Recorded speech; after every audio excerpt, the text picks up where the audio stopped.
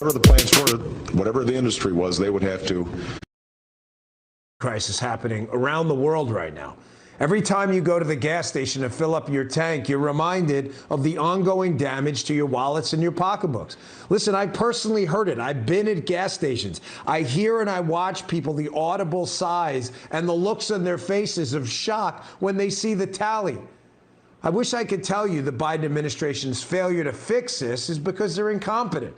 They are incompetent in most everything else. But the truth is, what's happening right now is intentional. Under my plan of a cap and trade system, electricity rates would necessarily skyrocket because I'm capping greenhouse gases. Coal power plants, natural gas, you name it, whatever the plants were, whatever the industry was, they would have to retrofit their operations. That will cost money. They will pass that money on to consumers. Look, our view is that the rise in gas prices over the long term makes an even stronger case for doubling down our investment and our focus on clean energy options so that we are not relying on the fluctuations and OPEC. That's their words. It's not my words. It's their words. No one's disputing the authenticity of that. And remember this, Jem? Energy Secretary Jennifer Granholm laughing off the idea of increasing U.S. oil production? What is the Granholm plan to increase oil production in America? Oh my God, that is hilarious. Would that I had the magic wand on this. As you know, of course, oil is a global market. Yeah, no, it's not hilarious. That's not hilarious, Ms. Granholm. It's not hilarious. That's like your job. That's what you do. Like you have one job. Energy Secretary, no, totally not hilarious, okay? Here's the truth. Everything we're seeing right now is exactly what this administration and the Obama administration wanted. None of this is new, so let's break down what they're doing using the left's own words. After months of buying oil from Vladimir Putin, the Biden administration finally banned oil imports from Russia. Terrific. Except their only plan to replace it is to get rid of fossil fuels altogether, which has been their energy suicide plan from day one.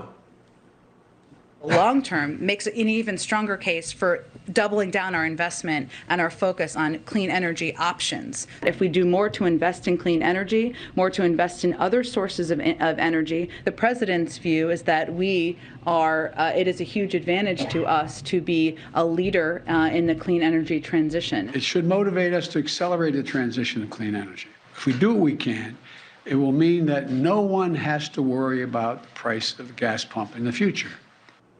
So I'm a simple guy. I was a Queens kid from New York. I'm a simple guy. Let me get this straight. We're supposed to buy into the long-term fix of clean energy as a solution to the energy crisis brought on by the Russian invasion of Ukraine right now.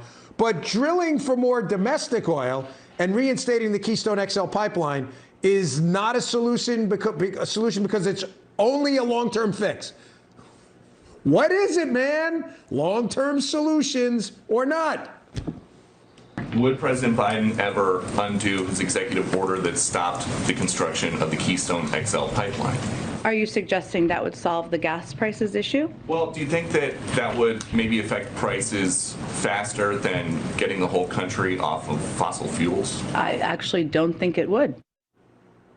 Listen, the gaslighting here is astonishing. Again, do we want a long-term solution or do we not want a long-term solution? Joe Biden is also denying now that his war on fossil fuels ever happened. Simply not true that my administration or policies are holding back domestic energy production. That's simply not true. Here's the same guy, Joe Biden. It's not bizarro Joe Biden. This is the same guy campaigning on destroying the domestic oil industry, and his administration's followed through on it. No more subsidies for fossil fuel industry. No more drilling on federal lands. No more drilling, including offshore. No ability for the oil industry to continue to drill, period. Ends. And if you believe their lies, that their anti-oil policies don't exist, well, there has to be a scapegoat. So they had to blame it on the war in Ukraine. Can't do much right now. Russia's responsible. Listen, let's sum this up, right? The left wants a destructive, suicidal, unworkable, technologically unfeasible Green New Deal so badly they think they can force you, the middle class, to literally buy into it by making you all choose between paying more for an electric car or paying $5, $6, and $7 a gallon for gas, and worse. They're going to keep using the horrific war waged by Russia and Ukraine as political cover for their anti-fossil fuel agenda. But just how far are they willing to go? I'm a little worried about that. They're willing to buy oil from Venezuela, the Venezuelan communists, and the death to America Iranian mullahs before allowing Americans here to drill our own oil? Is it your expectation that the Iranian barrels do come back online if there is a deal here on the nuclear agreement? The reason for the deal is a denuclearized Iran. That's the reason for the deal. If there is a byproduct of increased supply, so be it. Here, you want me to turn your internal thermometer up to 107? Here's the hypocritical cherry on top here. They insist it's your patriotic duty to foot the bill. Will be cost as well here in the United States. Defending freedom is going to cost. It's going to cost us as well in the United States. Republicans and Democrats understand that. Republicans and Democrats alike have been clear that we must do this. So let's sum this all up here. Oil companies are super greedy, but they're not taking advantage of a bunch of permits they can make money on, and that makes sense to you. Only if you're a liberal, of course. The environmental lobby wants to shut down the Keystone XL pipeline, but they say it would have no impact on prices. Yet they want long-term planning, and it's terrific if it's windmills and solar, but if it's petroleum, that won't work. Joining me now is retired Army Brigadier General Peter Zwack and Royal Air Force veteran and former F-22 fighter pilot Dan Robinson. Thank you, gentlemen, for joining me. General, I'll go to you first.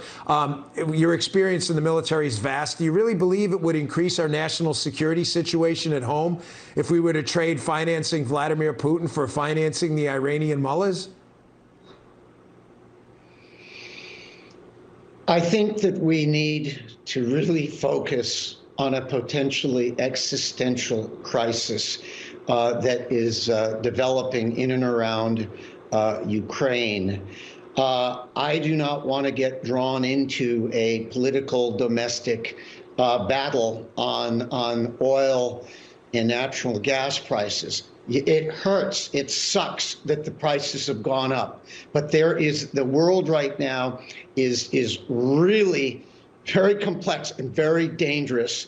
And I think on this one, we need to pull together, strap ourselves in, and work our way through this situation. The infighting isn't helping long-term. Look, I don't like paying the high prices at the pump either, but I also believe in the long term, we've got to find a way out of it in energy. We've got to find the balance, but we now need to focus on this nightmare that is occurring in Ukraine that has helped drive up the cost, in part because of Russia's blatant aggression and the actions that have led to it. Yeah, I don't disagree. The issue there is obviously financing enemies of the United States. They still have to finance this war. That's why I asked. But I get another question for you coming up in a minute on the convoys.